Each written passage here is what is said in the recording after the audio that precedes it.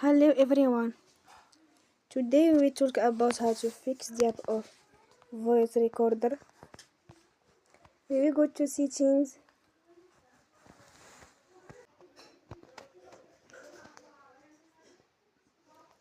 Then we click on apps. After that you will search the app voice recorder and you will click. Then you will on for stop. After that you will go to storage. Then we click on clear cache.